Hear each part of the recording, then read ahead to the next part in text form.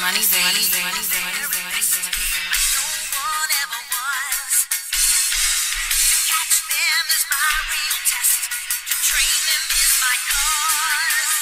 I'ma make you face your fears. Everybody get ready. You see, I got my word and I got my heart. There's nothing you can tell me. On the mission, gotta listen for your passion. Blasting through every barrier, clashing. Automatic, so I'm blessed with a skill set that I'd rather and less than to be what you see in me.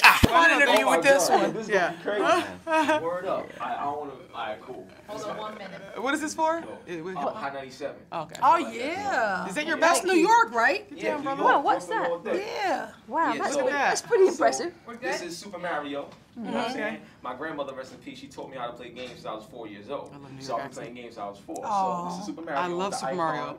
This is Master Chief. I love it. Xbox Legendary. And this is May-May. Kratos from God of War, PlayStation. I love and it. it says HipHopGamer #1 journalist. Yes. So it's You amazing. are so Also funny. breaking barriers, being black in the game industry as well. In Wow. terms of from a journalist standpoint, Right. Yeah. it's crazy breaking barriers. This is Okay. I love it. Okay, we're gonna begin. So funny. Alright, cool. Okay. Alright, so first off, I love y'all. Thank you. Period. Like the movie was incredible. One of the best things about the movie was capturing the conversations that was taped. You know, because how important history was and what that meant to Muhammad Ali and you guys. So now that you're older and mature woman, and God bless you too, directing that. Like that's insane and stuff. Right. Like how does it make you feel to hear that back in the day, to see the care that Yeah. was taken?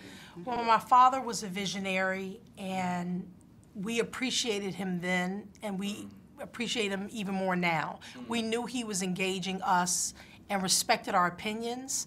That's why we're so close to him.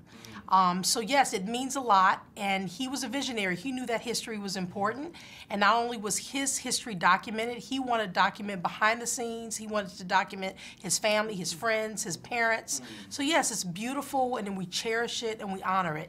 Yo, I love that, man. Yeah, the first recording I heard was me at 3 years old sitting beside him as he talked to me in the future, talking about why he made all the tapes.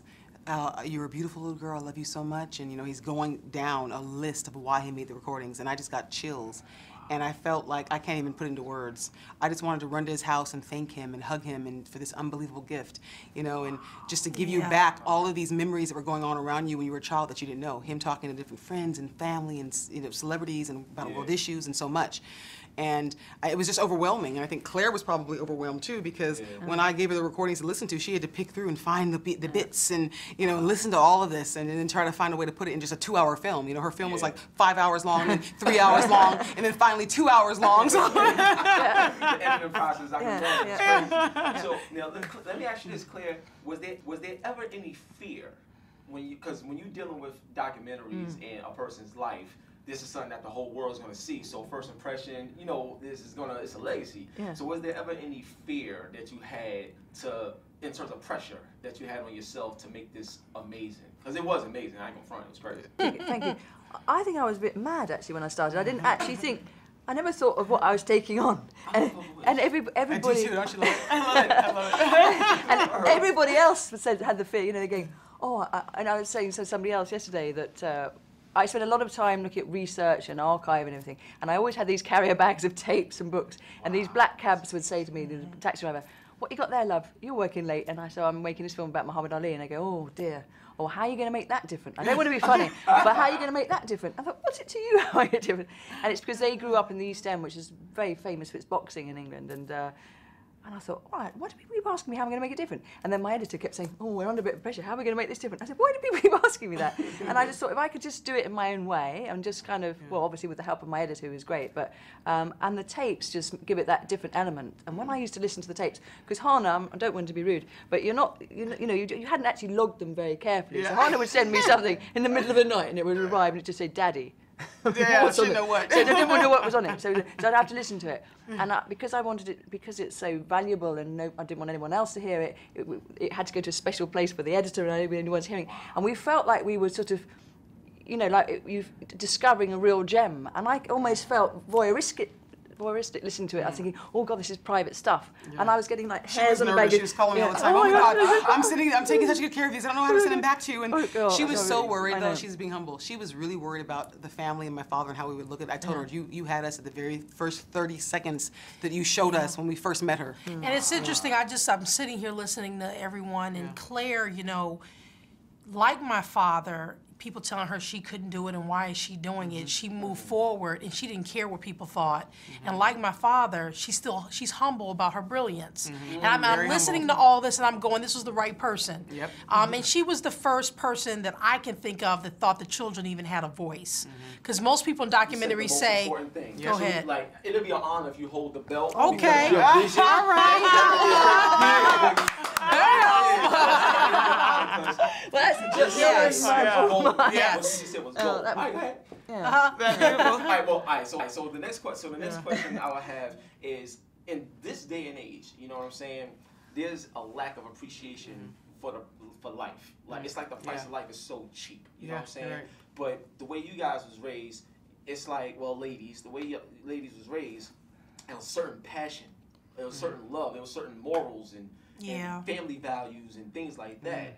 Like, in your position now, do you guys got any ideas or like ways that you guys want to kind of give back in terms of helping the community? Go first. Like, I love that. You know, She we're does this. kind of, you do too. You know, we're you know, someone made a comment, you know, they have museums of Muhammad Ali in films and saying this is his legacy, which it is, but his legacy are his children. And I'm a social worker today because of my father. I saw my father love his community. I saw him see the disparities, and especially African American communities, where there's still a lack of resources and lack of opportunity. And he always wanted to go in those areas. And I'm a social worker, and my concentration is gang prevention, intervention, delinquency prevention, because in our own backyard, there's a war. And so we're already doing that. Hana can talk about what she's doing. Well, I work with autistic kids. I get up every day and do that. I write.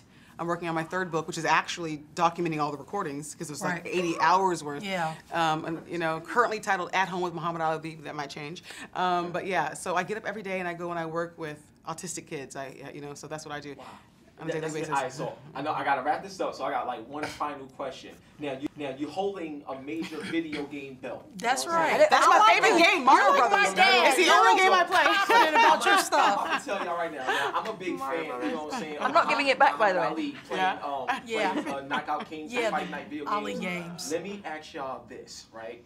In Fight Night, you could play as Mike Tyson versus Ali. Have you guys ever played this game? No. I'm not a gamer. I've never even seen it. I'm not a I've gamer. only seen the cover. I've seen it, but I'm not a gamer. I've only seen the cover. I've never seen the actual game. But I think I would be Mike Tyson. Ooh. Yeah, We I got think that I would on be camera. Mike Tyson, just to see tension. if the Ali blood can flow into the Mike Tyson anime and beat animal. my father. No. Yo, I love y'all so much. So, like, that's basically, you know, pretty much my time. Okay. The last thing I just want to say is basically a statement. Yeah. And, you know, when my grandmother, she passed away in 2010, and one thing that she always said is, you put God first and everything works. That's and right. I see that in y'all, and I just want to say God bless y'all. Thank you I so love much. y'all. Thank Thank you. y'all for your Thanks time. for your you, passion. bless you. Thank you. So that was it right there. HipHopGamer Yeah. 37 Ali, baby. Let's go. Thank y'all so much. We went over the rules in the dressing room. Let's have a good, clean fight. Touch them up.